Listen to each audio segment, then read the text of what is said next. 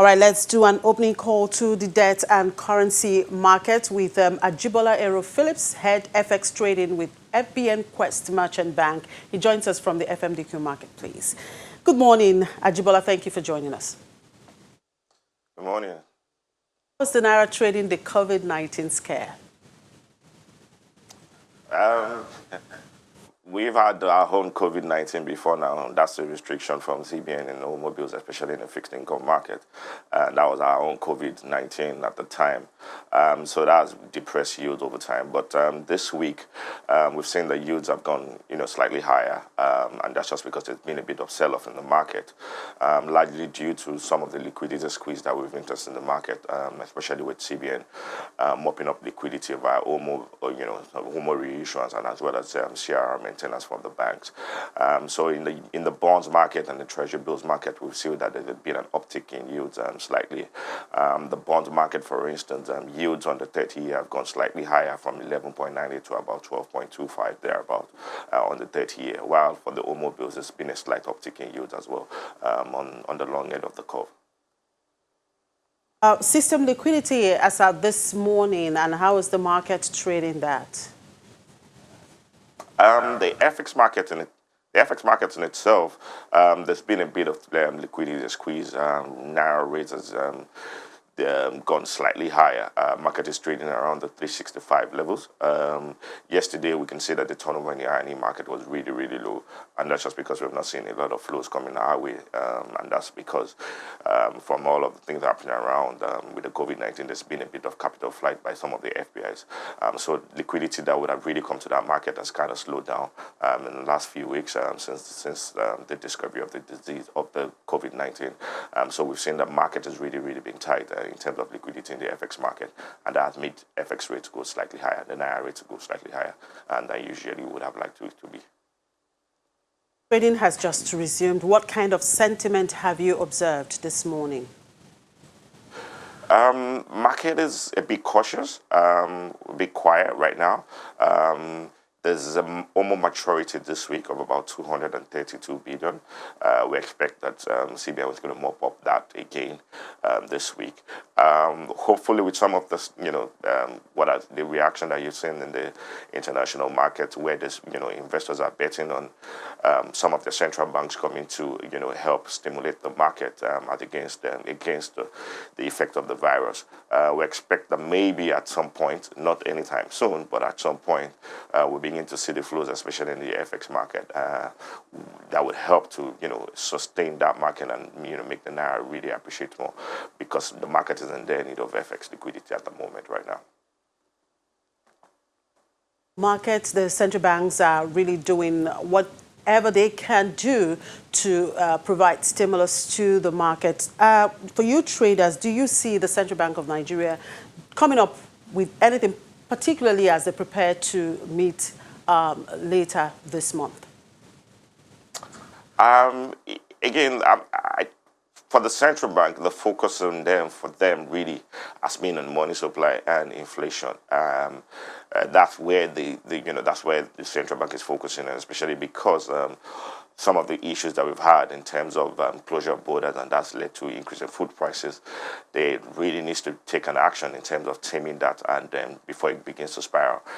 You notice that, especially on the NTB, the yields are kind of negative right now because with inflation at the level that it is, and NTB yields being at the level that they are, central bank has to take an action in trying to tame that, taming that inflation from going out of whack from where they would really like it to be. All right, thank you very much for your time, Ajibola Aero Phillips, head FX trading with FBN Quest Merchant Bank.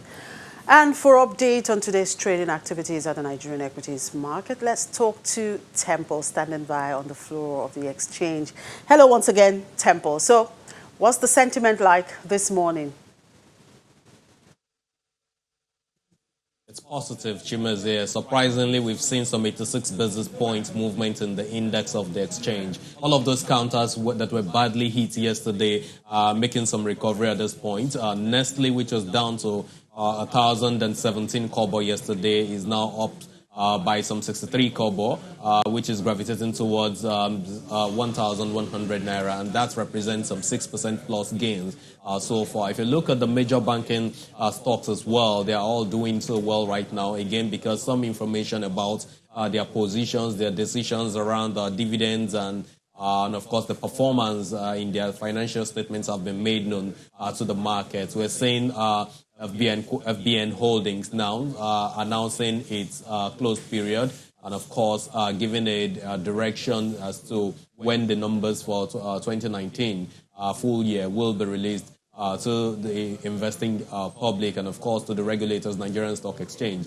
So we've seen that counter also added some 6% plus. UBA is also not doing badly. Zenith Bank, although still below 19 naira per share, has also added a little above 1% as we speak. So the point is, we just hope that this will continue till the end of the day, and perhaps the prayers of one of the stockbrokers, as we heard earlier on the floor, that God should bring in some intervention in the markets, will actually, come through today. So that's the sense that we're seeing at this point in time, Chimize.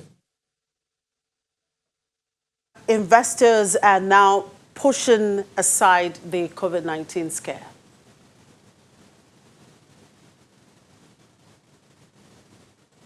Well, yes, it's still a major concern in the market. The major company that could have been affected due to that was Lafarge, and of course we saw that Lafarge was down by 10% yesterday, and that's something that really threatened investors' decision. Now, yesterday they reacted to it. Today, too, nothing has changed about Lafarge, because again, this is a company that has been shut down.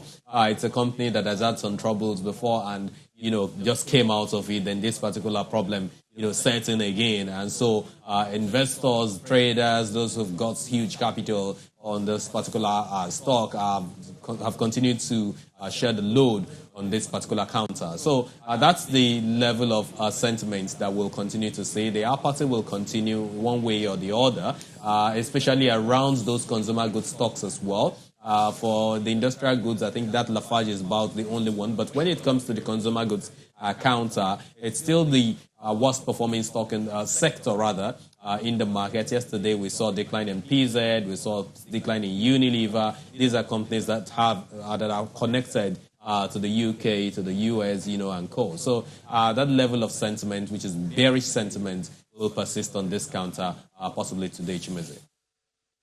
Well, let's take a quick peep into London streets. Of course, that shows that the UK government are putting plans to contain the spread of coronavirus. Let's get details from my colleague, Juliana.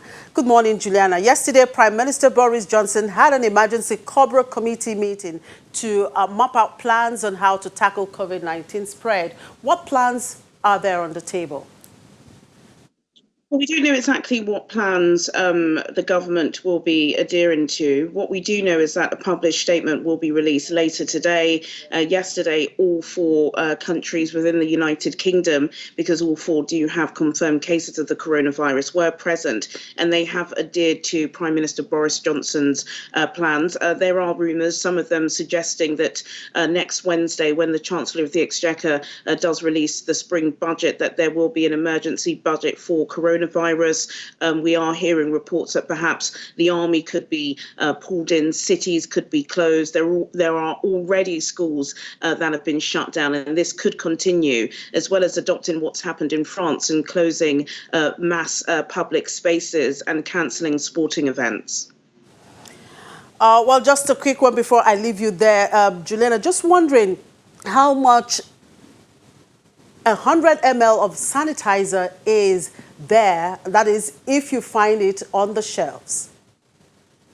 Well, I've been seeing reports from social media about some of my friends in Nigeria. We're not having that issue here in the UK. A price is a price. And so it depends on when you go. You can get antibacterial gel for starting at 99p. I think the problem that we're having here in the UK is panic buying. A lot of shoppers are going into some of the big four supermarkets and grabbing as many hand sanitizers as you can.